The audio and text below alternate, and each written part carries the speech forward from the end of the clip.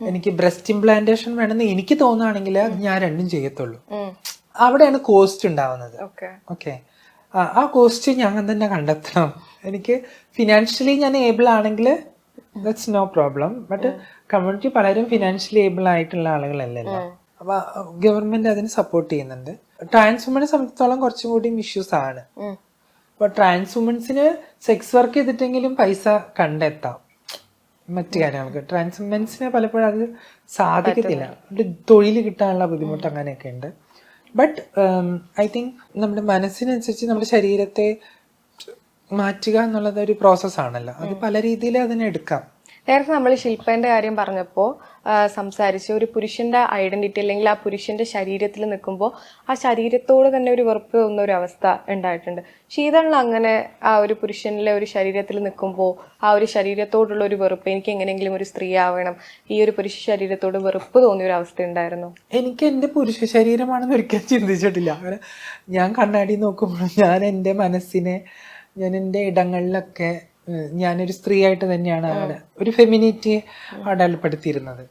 പിന്നെ നമുക്ക് ശരീരത്തിന്റെ അവയവങ്ങളോടുള്ള ഒരു വിമുഖതയാണ് പലപ്പോഴും എനിക്ക് ഇതായിട്ട് തോന്നിയിട്ടുള്ളത്. അതെല്ലാവർക്കും ഉണ്ടാവുന്ന ഒരു ഫിയർ ആണ്. അപ്പോൾ അത് ട്രാൻസിന് മാത്രമല്ല, എല്ലാ ആളുകൾക്കും ഉണ്ടാവും.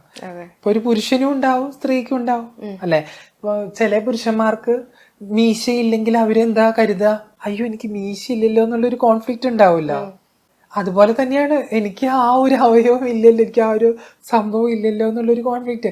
ആ ഒരു ഫിയറും ആ ഒരു ക്രൈസിസും ആ ഒരു ജെൻഡർ ഐഡന്റിറ്റി ക്രൈസിസ് എല്ലാവർക്കും ഉണ്ട്.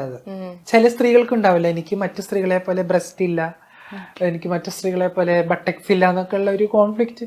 യെസ്, സെയിം തന്നെയാണ്. ഇപ്പോൾ ഒരുപാട് പേര് ഐഡന്റിഫൈ ചെയ്യുന്നുണ്ട്, I identify as A dog, I identify as A കാറ്റ്. ഇപ്പോൾ സോഷ്യൽ മീഡിയയിൽ കുറച്ച് കാലം ആളുകൾ ഭയങ്കരമായിട്ട് ചർച്ച ചെയ്തിട്ടുണ്ടായിരുന്നു. അങ്ങനെ പെട്ടെന്ന് ഒരാൾക്ക് വന്ന് അങ്ങനെ ഐഡന്റിഫൈ ചെയ്യാൻ പറ്റുമോ? അല്ലെങ്കിൽ നമ്മളൊരു സമൂഹം ഉണ്ടാക്കിയെടുത്തൊരു സ്ട്രക്ചർ ഉണ്ടല്ലോ, ആ സ്ട്രക്ചറിനെ അടുത്തുള്ള ഒരു എഗെയിൻസ്റ്റ് ആയിട്ടുള്ള ഒരു സംഭവം ഈ ഐ ഐഡന്റിഫൈ എസ്, ചില ആളുകൾ അത് തമാശക്ക് വേണ്ടി പറയുന്നുണ്ട്. ഇപ്പൊ ആ ക്വസ്റ്റ്യൻസ് ഞാൻ ഒത്തിരി തവണ കേട്ടിട്ടുള്ളത്. എനിക്ക് അതിനെ കുറിച്ച് ഒരു അഭിപ്രായം പറയാൻ പറ്റില്ല. മറ്റു സ്ഥലങ്ങളിലൊക്കെ അത് ഉണ്ടെന്നാണ് പറയുന്നത്. I don't know. പക്ഷെ മനുഷ്യനും മൃഗവും തമ്മിലുള്ളൊരു വ്യത്യാസം എന്തുവേണ്ട, മനുഷ്യൻ ബുദ്ധിപരമായിട്ട് ചിന്തിക്കുകയും പ്രവർത്തിക്കുകയും ചെയ്യുന്ന ഒരാളെന്ന നിലയിലും മൃഗത്തിന് അത് അസാധ്യമല്ല എന്നുള്ള ഒരു രീതിയിലാവുന്നത് കൊണ്ടാണല്ലോ. അതന്നെയാണ് ഇതിലും അതിൻ്റെ ഒരു സംഭവം ഉള്ളത്. പക്ഷെ അത് ഒരു കെയർ സ്പെക്ട്രത്തിലേക്ക് വരുമോ എന്നുള്ള കാര്യത്തിൽ എനിക്ക് സംശയമുണ്ട്. കാരണം നമ്മൾ ആധുനിക കാലത്തിരുന്ന സംസാരിക്കുന്നത്, നമ്മൾ എവിടെ നിന്നാ വന്നത് ശരിക്കും? നമ്മള് വളരെ എന്താ പറയാ ഹോമോജനിക് ആയിട്ട് നിൽക്കുന്ന ഒരു സ്ഥലത്ത് നിന്ന് വന്നിട്ടുള്ള ഒരു സ്പേസിൽ നിന്നുണ്ടായിട്ടുള്ള മനുഷ്യരാണ് നമ്മള്. നമ്മളെ കാലത്തിന്റെ പരിവർത്തനമാണ് നമ്മളെ ഈ നിലയിലുള്ള വസ്ത്രങ്ങൾ ഇടാനും ഇതുപോലുള്ള ശരീരപ്രകൃതിയെ ആസ്വദിക്കുവാനും ഇങ്ങനെ ഒരു അറ്റ്മോസ്ഫിയറിനെ അംഗീകരിക്കാനൊക്കെ നമ്മളെ പഠിപ്പിച്ചത്. മുമ്പത്തെ ആൾക്കാരാണെങ്കിൽ അല്ലേ, ഇപ്പോഴും അങ്ങനെയുള്ള ആളുകൾ ജീവിക്കുന്നുണ്ട്. ഇപ്പോഴും നമ്മൾ എന്തുകൊണ്ട് ആദിവാസികളെ നോക്കിയിട്ട് പറയുന്നത്, നിങ്ങൾ എന്തുകൊണ്ട് നാഗരികരാകുന്നില്ല? നമ്മുടെ ചോദ്യമാണല്ലോ അത്. നിങ്ങൾ എന്തുകൊണ്ട് നാഗരികരാകുന്നില്ല? നിങ്ങളുടെ ഈ ഒരു സംഭവമൊക്കെ വിട്. നിങ്ങളെ മൃഗത്തെ കൊല്ലരുത്, നിങ്ങൾ നല്ല വസ്ത്രങ്ങൾ ധരിക്കണം, നിങ്ങൾ അഴുക്കും ചെളിയുമായി നിൽക്കരുത് എന്നൊക്കെ പറയുന്നൊരു ആ രീതി എന്തുകൊണ്ട് ആധുനികതയുടെ വർത്തമാനമാണ്. ആ വർത്തമാനം തന്നെയാണ് നമ്മൾ അവരോട് ചോദിക്കുന്നത്. അതിനങ്ങനെ കാണാൻ പറ്റുള്ളൂ. ശീതൾ നേരത്തെ ഈ പാസ്റ്റ് റിലേഷൻഷിപ്പിനെ കുറിച്ച് പറഞ്ഞു, ഒരു എക്സ് പാർട്ട്ണർ ഉണ്ടായിരുന്നു എന്ന്. അതായത് ഈ ട്രാൻസ്ജെൻഡേഴ്സ് അങ്ങോട്ടും ഇങ്ങോട്ടും പ്രേമിക്കുന്നതും വിവാഹം ചെയ്യുന്നതും ഒക്കെ നമ്മൾ കണ്ടിട്ടുണ്ട്. പക്ഷേ അതായത് ഇതൊന്നും അക്സെപ്റ്റ് ചെയ്യാത്തൊരു കാലഘട്ടത്തിലായിരുന്നു ശീതളിന്റെ ഒരുപാട് വർഷത്തെ ഒരു റിലേഷൻഷിപ്പ്. അതെങ്ങനെയായിരുന്നു? അത് നല്ലതായിരുന്നു, റിലേഷൻ അടിപൊളിയായിരുന്നു, കുഴപ്പമുണ്ടായില്ല. കാരണം ജീവിച്ച സമയം വളരെ സന്തോഷകരമായിട്ട് ഞാൻ ജീവിച്ചിട്ടുണ്ട്. ആ സമയത്ത്, അതായത് ഈ കമ്മ്യൂണിറ്റിനൊന്നും അറിയാത്ത സമയത്ത് എന്നെ കൈപിടിച്ച് നടന്നിട്ടുള്ള, അതാണ് അതിൽ ഏറ്റവും വലിയൊരു പോസിറ്റീവ് ആയിട്ടൊരു പോയിന്റ്. ആ സമൂഹം ഒട്ടും അക്സെപ്റ്റ് ചെയ്യാത്ത, എന്താണെന്ന് തിരിച്ചറിയാത്ത ഒരു സമയത്താണ് ശീതളിന് അതുപോലത്തെ ഒരു റിലേഷൻഷിപ്പ് ഉണ്ടായിട്ടുള്ളത്. അത് ഞങ്ങളൊരു 16 വർഷം ഒരുമിച്ചുണ്ടായിരുന്നു. മെമ്മറബിൾ മൂമെന്റ് ആയിരുന്നു. That's it. എനിക്കാണെങ്കിലും അങ്ങനെയുള്ള ഒരു മെമ്മറീസ് ഉണ്ട്. ആ സമയത്ത് എനിക്ക് ഞങ്ങൾക്കും ഒരുമിച്ച് ജീവിക്കാൻ പറ്റുമെന്ന് ഈ സമൂഹത്തോട് കാണിക്കാൻ പറ്റി എന്നുള്ളതാ. അല്ലേ? അത്രേ ഉള്ളൂ. ഇനിയിപ്പോ നമ്മള് വിവാഹം കഴിച്ചാൽ എല്ലാവരും ഒരുമിച്ച് ജീവിക്കണം എന്നൊന്നും നിർബന്ധമൊന്നുമില്ല. വിവാഹം എന്ന ഇൻസ്റ്റിറ്റ്യൂഷൻ തന്നെ ഇപ്പോഴും ചേഞ്ച് ആയിക്കൊണ്ടിരിക്കുകയാണ് പലർക്കും പല രീതിയിലും. അപ്പൊ അത് വിവാഹത്തിലേക്കൊന്നും ഞങ്ങൾ പോണ്ട എന്നുള്ളത് തീരുമാനിച്ചിട്ടുണ്ടായിരുന്നു. ഒരുമിച്ച് ജീവിക്കുക, ഒരുമിച്ച് കഴിയാന്നുള്ളതായിരുന്നു. അതുകൊണ്ട് തന്നെയാണ് ഞങ്ങൾക്കും ബ്രേക്കപ്പ് ആവാനും പറ്റിയത് കുറെ നാളുകൾക്ക് ശേഷം. ഈ കമ്മ്യൂണിറ്റി നിങ്ങൾ എപ്പോഴും ഒരു കൂട്ടായ്മയായിട്ടാണ് നിൽക്കുന്നത്. പക്ഷെ ആ സമയത്ത് പോലും നമ്മൾ നോക്കുമ്പോൾ ഈ കമ്മ്യൂണിറ്റിക്കിടയിൽ നിന്ന് തന്നെ ഒരു ഭിന്നാഭിപ്രായം ഉണ്ടാവാറുണ്ട്. നല്ലതാണ്. അത് ഓൾറെഡി ഇപ്പൊ നമുക്കറിയാം. രാഷ്ട്രീയം എടുക്കുകയാണെങ്കിൽ ഓപ്പോസിറ്റ് പാർട്ടി, നെഗറ്റീവ് പാർട്ടി ഉണ്ടാവും.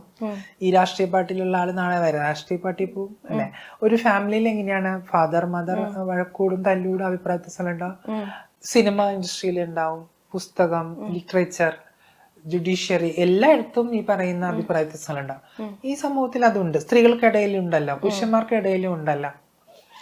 അപ്പൊ ഇപ്പൊ നമ്മള് ഇപ്പം മീഡിയാസ് ഒക്കെ ഓപ്പൺ ചെയ്താല് ഈ ക്രൈമിൽ ഏറ്റവും കൂടുതൽ ആരാ ചെയ്യുന്നത്? പുരുഷന്മാരാണല്ലോ. സ്ത്രീകളായിരിക്കും രണ്ടാം സ്ഥാനത്ത്. ക്രൈമോ പിടിച്ചുപറിയോ മറ്റേ കുഞ്ഞുങ്ങളെ കൊല്ലുന്നത്, പീഡിപ്പിച്ചു, വിവാഹ വാഗ്ദാനം നൽകി, അങ്ങനെയൊക്കെ ഇതൊന്നും നമുക്കിടയിലില്ല. നമ്മുടെ ഇടയിൽ ചെറിയ ചെറിയ അഭിപ്രായ വ്യത്യാസങ്ങൾ ഉണ്ടാവണം. അതെനിക്ക് തോന്നുന്നു ഉണ്ടാവണം. അല്ലെ? അങ്ങനെ ഒരു, അതായത് വിയോജിപ്പുകളും യോജിപ്പുകളും ഒരുമിച്ച് അതിനെ റെസ്പെക്ട് ചെയ്തുകൊണ്ട് മുമ്പോട്ട് പോകുന്ന ഒരു സമൂഹത്തിനായിരിക്കും കുറച്ചും കൂടി ഒരു പവർ ഉണ്ടായിരിക്കുക. ഒരേ വേവ് ലെങ്ത് ആണെങ്കിൽ ഒരു രസം ഉണ്ടാവില്ലല്ലോ. ഈ അടുത്ത് ഇപ്പൊ സീമാ വിനീത് പറഞ്ഞു, കല്യാണം കഴിഞ്ഞ ശേഷം ഒരാൾ ട്രാൻസ് ആയിട്ട് സ്വയം അടയാളപ്പെടുത്തുകയാണെങ്കിൽ അല്ലെങ്കിൽ സ്വയം തിരിച്ചറിയുകയാണെങ്കിൽ അതൊരു തെറ്റാണ് എന്ന രീതിയിലാണ് അവരൊരു സ്റ്റേറ്റ്മെന്റ് പറഞ്ഞത്. ശീതൾ ശ്യാമിന് അതൊരു തെറ്റായ ഒരു സ്റ്റേറ്റ്മെന്റ് അല്ലേ സമൂഹത്തിന് മുന്നിൽ കാട്ടിക്കൊടുക്കുന്നത്? അല്ല, ഒന്ന് സീമ പറഞ്ഞതിന്റെ ഒരു അഭിപ്രായം എന്ന് വെച്ചാൽ അത് അവരുടെ അഭിപ്രായമാണ്. അത് അവരുടെ അറിവില്ലായ്മയായിരിക്കാം. നമ്മൾ എങ്ങനെയാണ് വളർന്നത് വന്നത് എന്നൊക്കെ സ്വയം നമ്മൾ തന്നെ ചിന്തിക്കണം. എന്നിട്ട് വേണം നമ്മൾ ഇത്തരം ഓപ്പൺ ആയിട്ടുള്ള ഈ കമ്മ്യൂണിറ്റിന്റെ ഉള്ളിൽ തന്നെയുള്ള ഒരാള്, ഒരു നല്ലൊരു പൊസിഷനിൽ ഇരിക്കുന്ന ഒരാള് ഇതുപോലൊരു തെറ്റായ മെസ്സേജ് കൊടുക്കുന്നത് ശരിയായിട്ട്? അതാ ഞാൻ പറഞ്ഞത്, അത് അറിവില്ലായ്മന്റെ പ്രശ്നമാണെന്നാണ് ഞാൻ പറഞ്ഞത്. അപ്പം ഒരു പെൺകുട്ടിയെ വിവാഹം കഴിച്ചു ജീവിതം തകർത്തു എന്നുള്ളത്. ഒരു പെൺകുട്ടി വിവാഹം കഴിച്ച് എങ്ങനെയാ പെൺകുട്ടിയുടെ ജീവിതം തകരണേ? പെൺകുട്ടിക്ക് പണിയെടുക്കാൻ കഴിഞ്ഞെങ്കിൽ അവൾ ജീവിക്കും. ഇനിയിപ്പോ അവളുടെ അനുമതി ഉണ്ടായിട്ടാണ് കുട്ടി ഉണ്ടായിട്ടുണ്ടെങ്കിൽ അവൾ അതിനെ വളർത്തും. അല്ലെങ്കിൽ അവൾക്ക് വളർത്താൻ പറ്റില്ലെങ്കിൽ ഓപ്പോസിറ്റുള്ള ആൾക്ക് കൊടുക്കും. അവിടെ ഇങ്ങനെ ജീവിതം തകരുന്നത് അല്ലേ?